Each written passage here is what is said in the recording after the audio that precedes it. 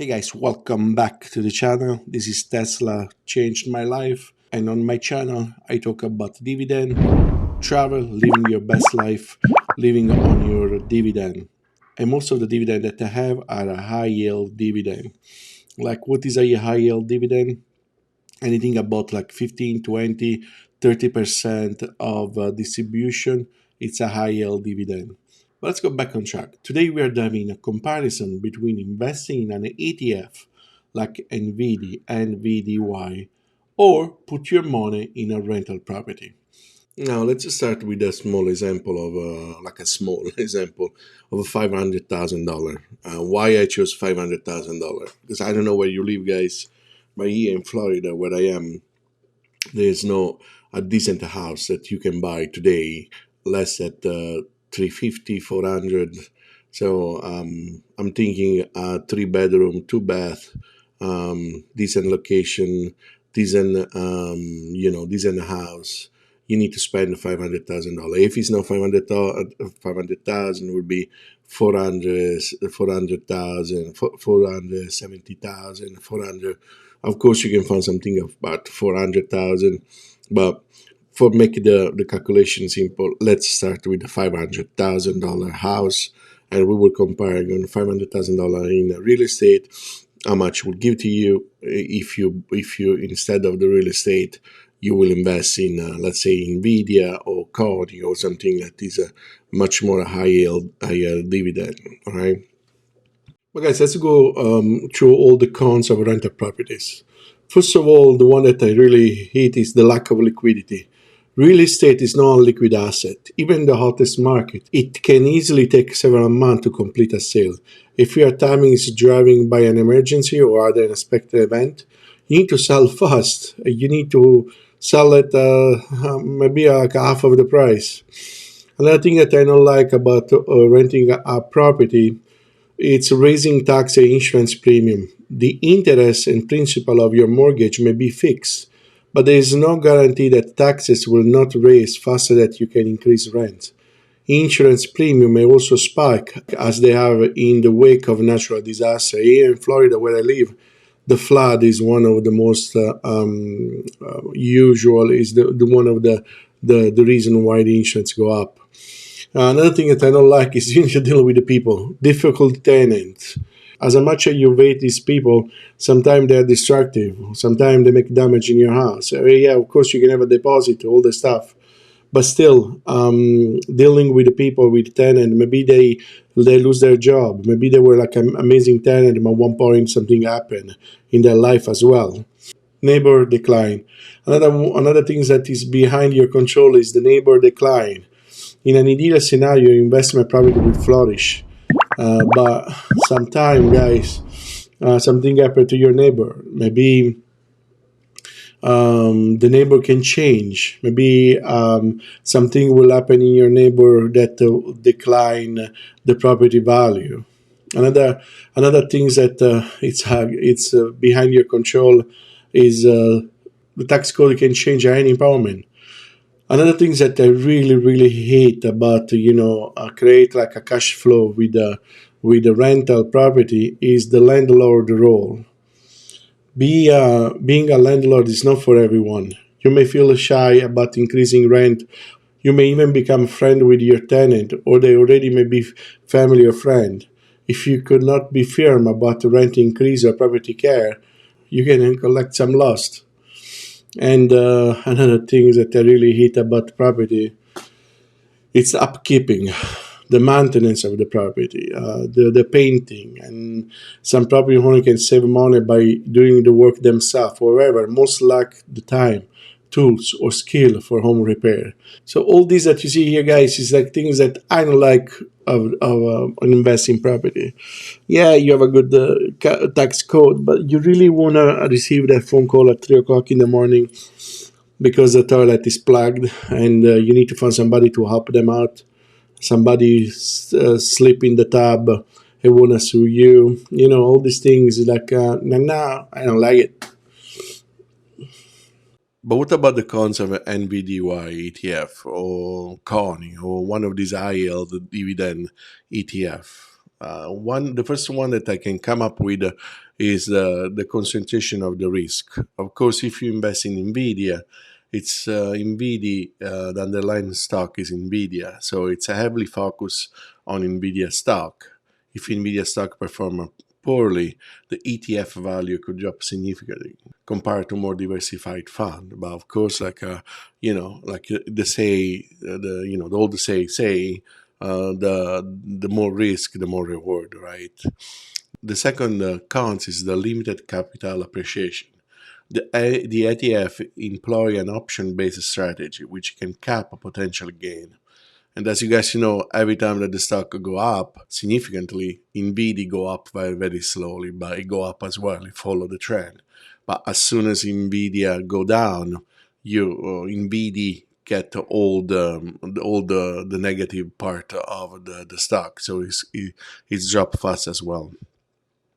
The third one that I can come up with, guys, is a high risk on a bear market. We have been through a lots of challenging time lately, especially with the virus a couple of years ago, 2 3 years ago. But again, that is another risk, in a bear market. But this is also for houses, guys. It's the same thing. There's like time that the house crash, but doesn't matter. This is a cons of this of investing in ETF. So you need to be aware. You need to be you need to know about this in case that the market crash. Also, the dividend can be affected. Um, Another things that I really don't like, of course, because I'm getting dividend every month, is the tax implication. The high yield investment like Nvidia can lead to significant tax obligation, particularly if the dividend are taxed as ordinary income. In my case, I'm putting every time that I get pay from the dividend, I'm putting like a 15-20% on the side. Another cons is the Nvidia. It's connected to the performance Nvidia. Of course, Nvidia is crashing right now, but also in the last earning call that of 3 days ago, the market or the 1% decided to crash the stock, and Nvidia stock went down as well. This is connected to the one of the last cons of investing in ETF. That there's a potential that at one point the dividend is float up and down, so it can go up, it can go down. There's a reduction of dividend in case that the ETF don't perform. These don't perform well. I mean, the dividend can go down significantly. And the last one that I want to discuss about the cons of holding ETF is that because you don't do anything, because it's like you have a management company that manage your property for you. Basically, the fee that you pay for the be active management. So you pay somebody that trade your option for you, and this can add on your final income. And these are all the cons that I can come up with for the ETF. But guys, here we go. Let's crunch some number. So let's say that let's start with the NVDY ETF, $25 per share. I pay a distribution of $1 per sher. This is like, it went up and down during the months, but I run an average price, go from like $2 to $1, but let's say it's $1.4 per share, right? At $500,000 initial price, let's say that our budget is $500,000, it give you roughly 20,000 share. Now, if you multiply 20,000 share for $1.04, $1.4, let's say, is $28,000. Now, $28,000 a month, guys, if you multiply times 12, that gives you a whopping $336,000 a year. Your ROA, or return on your investment, is around like 67%, guys. Now, let's, for example, right, you don't have the $500,000 because usually you don't buy a house cash, right? That's just like maybe drug dealer or something. But let's say that you just buy a house with 25%. I know that usually you can have like no money down or whatever. But let's say that you get percent down, right? It's 125K.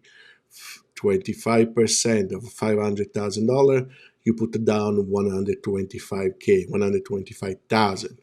Now you borrow the rest. The rest, if you make $500,000 less 125,000 that you have cash, you will borrow 375,000. Let's say that you will get a 4% interest ratio that will cost you each annually, let's say 15K, right? Your monthly payment will be 1,250.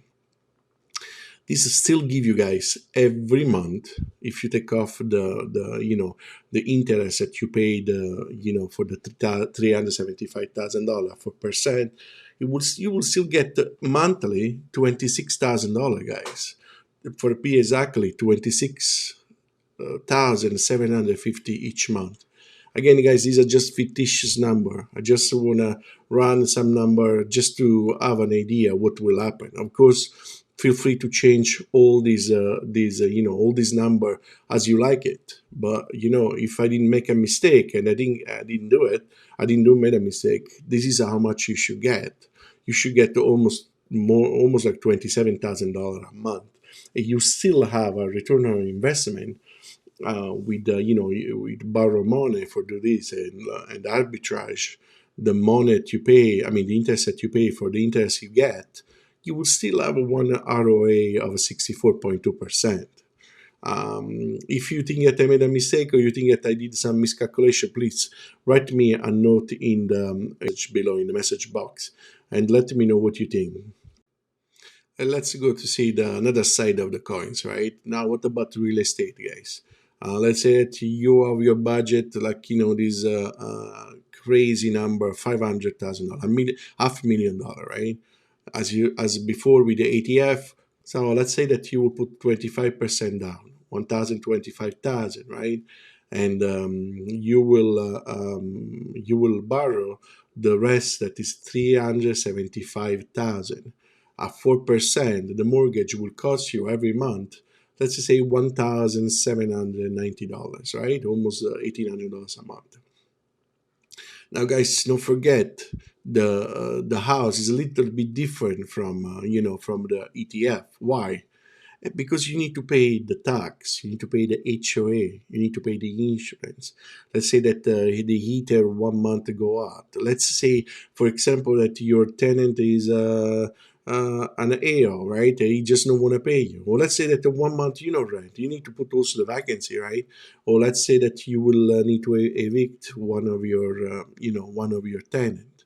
So let's say, for pure example, that your monthly payment from HOA, the insurance, the tax, the property tax, the maintenance of the loan, all this stuff, let's say it will cost you $1,200 a month.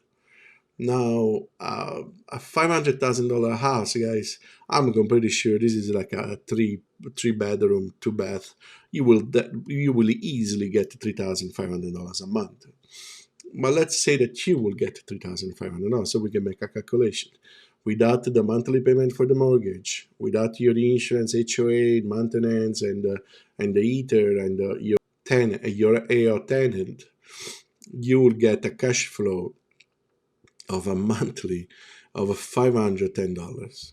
So on $510 a month, right?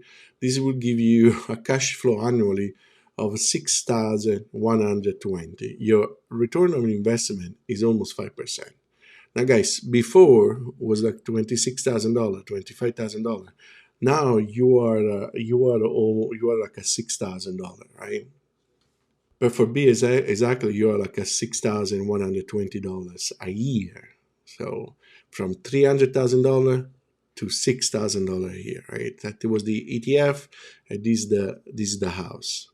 Now, to be fair, guys, you need to also consider that your house will go up in value. And I put around like 5% a year, and I put also the tax benefit, right? I will give you, in this calculation, this crazy, fictitious calculation. Don't be mad at me, guys. I put $40,000 annual benefit. That is your appreciation of 5% plus your tax benefit that you will receive to own a house. it's still like $40,000 plus the $6,000. You still make $46,000 a year versus the $300,000 for the ETF. Again, guys, this is not up to me to decide what will be your investment. I mean, it's your money. I honestly speaking, for me, I invest in real estate. I invest also in ETF, high yield ETF, right? But maybe you have a choice. Maybe now you know a little bit, guys. Maybe I don't know if you want to become a landlord, for example, or I don't know if you really have in you on spend a Saturday or 3 o'clock in the morning to go to unplug the toilet from your tenant. If you use that things in you, God bless you, man. This is your money. This is your investment. You do whatever you want to do. You are in charge of your financial life. But for me, guys, at this point of my life, first of all, I don't like people. People don't like me. We don't like each other. I didn't want to deal with the tenant. And plus, I know that I will become a friend with these people. I already know. I put somebody in my house. The kids is sick. And unfortunately, I understand you need to be a human being, a decent human being. But business is business. I remember during the incident with the virus, like 3-4 years ago, they blocked the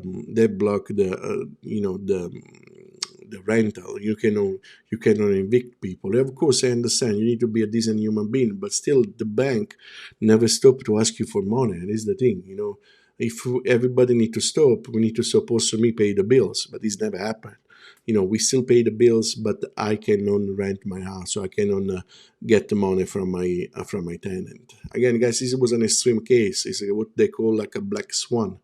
But black swan, guys, like this exceptional event, it happened. And if it's not if it's not because of the virus, it's because of maybe of a war, or maybe Russia, or maybe anything.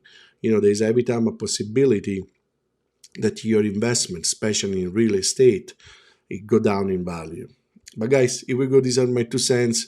Today I want to talk about what was the difference from ETF, high yield ETF like Nvidia, Coney, IWMY, and real estate. If you are in one or in another, it's up to you. This is not financial advice. This is just my opinion. But guys, thank you so much. It's a wrap for today. Please, if you can, I would be so grateful if you can subscribe, click the like, click that bell icon, share this video, give me a suggestion. If you like the video, why you like the video. If you don't like the video, why you don't like the video. I read all your comments, guys. I love all of you, and I will see you on the next one.